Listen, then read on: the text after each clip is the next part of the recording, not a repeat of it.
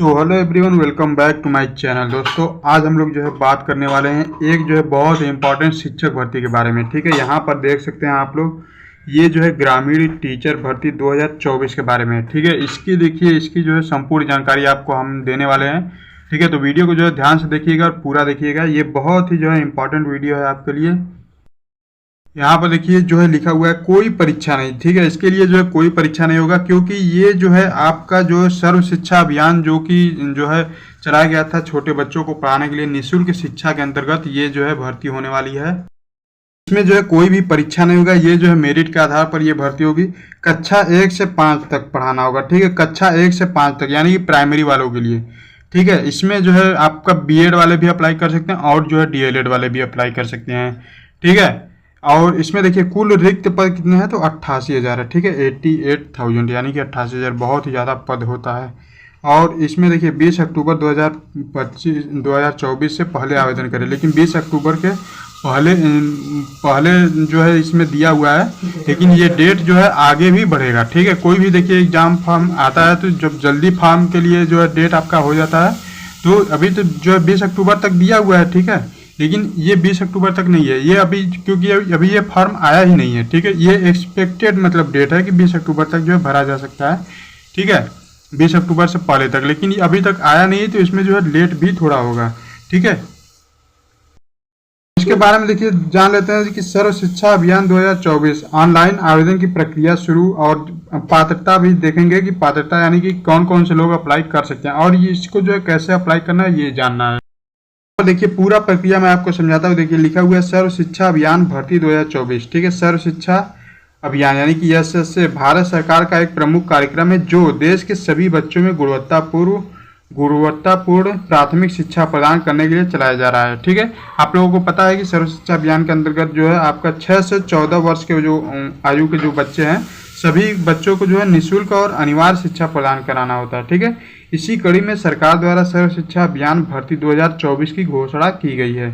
ठीक है, तो सर्व शिक्षा अभियान भर्ती 2024 के तहत देश भर में प्राथमिक शिक्षकों और अन्य शैक्षणिक कर्मचारियों के लगभग 2.5 लाख पदों को भरा जाएगा। ठीक है, 2.5 लाख यानी कि 2.5 लाख पदों को भरा जाएगा।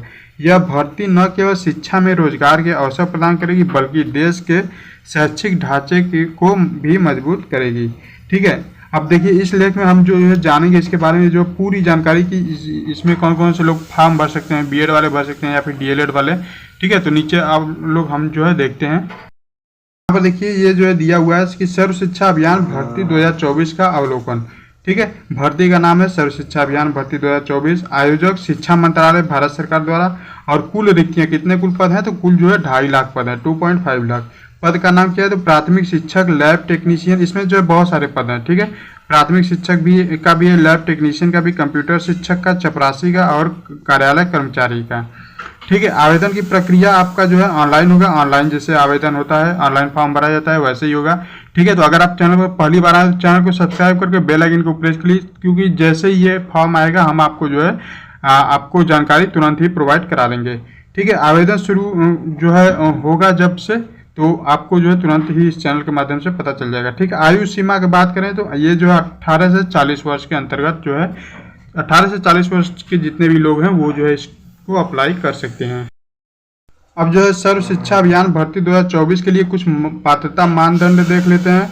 ये जो है देखिए सर्व शिक्षा अभियान 2024 आवेदन करने के लिए उम्मीदवारों को निम्नलिखित पात्रता मानदंडों को पूरा करना होगा। ठीक है, शैक्षिक योग्यता क्या है, तो प्राथमिक शिक्षक के लिए आपका 12वीं पास होना चाहिए और डीएलएड यानी कि डिप्लोमा इन एलिमेंट्री एजुकेशन, या फिर जो है अगर जैसे डीएलएड देखिए ग्रेजुएशन के बाद होता है। ठीक है, और बीएलएड जो है इंटरमीडिएट के बाद होता है। तो या फिर आप ग्रेजुएशन किए हैं तो डीएलएड किए होना चाहिए, और अगर आप इंटर किए हैं तो इंटर के बाद जो है आपका बीएलएड होना चाहिए। ठीक है, बैचलर ऑफ एलिमेंट्री एजुकेशन की डिग्री।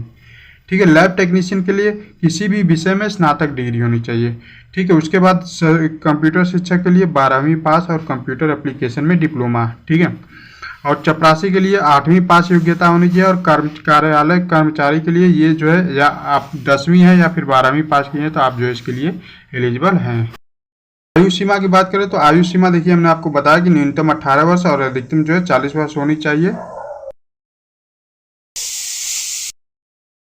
और जो है अगर आप आरक्षित श्रेणियों के लिए जो है अप्लाई करते हैं, जैसे आप एससी हैं, एसटी हैं या फिर ओबीसी हैं, तो इनको जो है इनकी कास्ट के अनुसार, जैसे ओबीसी में मैक्सिमम जो 3 वर्ष का छूट मिलता है और एससी एसटी में 5 वर्ष का मिलता है ज़्यादातर जॉब में, ठीक है।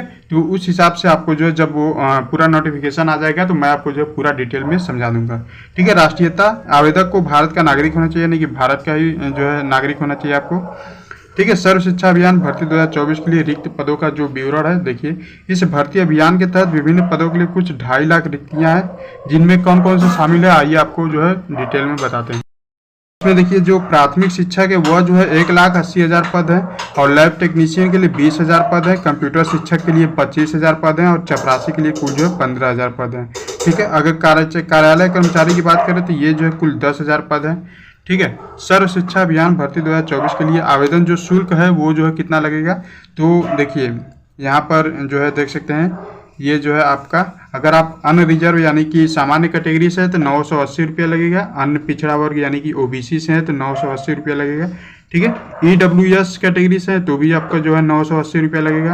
अगर आप एससी जो कैटेगरी से बिलोंग करते हैं तो 480 रुपया, एसटी से हैं तो 480 रुपया और पीडब्ल्यूडी यानी कि विकलांगता श्रेणी से हैं तो भी आपका जो है 480 रुपया इसमें जो है लगेगा ऑनलाइन फॉर्म का।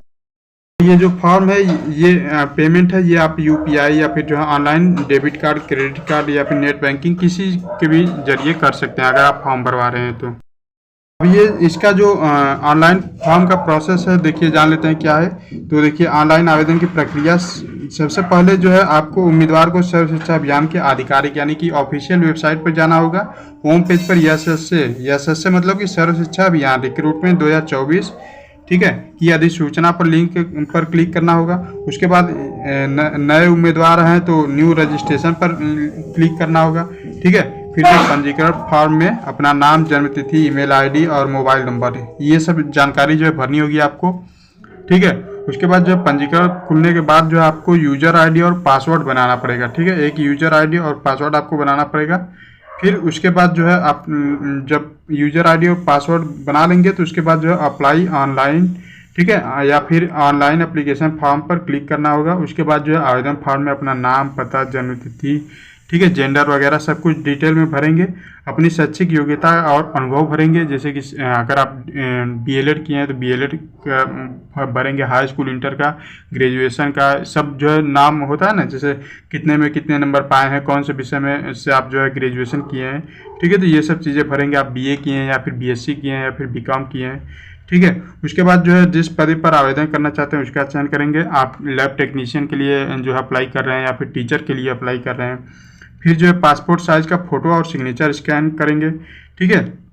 प्रमाण पत्र की जाति प्रमाण पत्र जो है अप्लाई करेंगे, क्योंकि जाति प्रमाण पत्र अप्लाई नहीं करेंगे, वहाँ पर अपलोड नहीं करेंगे तो कैसे पता चलेगा कि आप एससी हैं, एसटी हैं, ओबीसी हैं, ठीक है। तो उस हिसाब से आपको आरक्षण भी मिलेगा और जो है आपकी जो रैंक होगी उस हिसाब से आपका जो है फ़ायदा मिलेगा, ठीक है। सब कुछ जो है अपलोड करने के बाद जो है आवेदन शुल्क का भुगतान डेबिट कार्ड, क्रेडिट कार्ड या फिर जो है नेट बैंकिंग यूपीआई से करने के बाद फॉर्म को जो है सबमिट कर देंगे, ठीक है। तो इस प्रकार से अप्लाई कर सकते हैं। अभी जब इसका जब डिटेल नोटिफिकेशन आएगा तो मैं आपको जो है एक बार फिर से आपको जो है सब कुछ बता दूंगा, ठीक है। तो अगर आप चैनल पर पहली बार आए, चैनल को सब्सक्राइब करके बेल आइकन को प्रेस कर लीजिए, ठीक है। जैसे ही ये आपका भर्ती आती है मैं आपको जो है सबसे पहले सूचित कर दूंगा।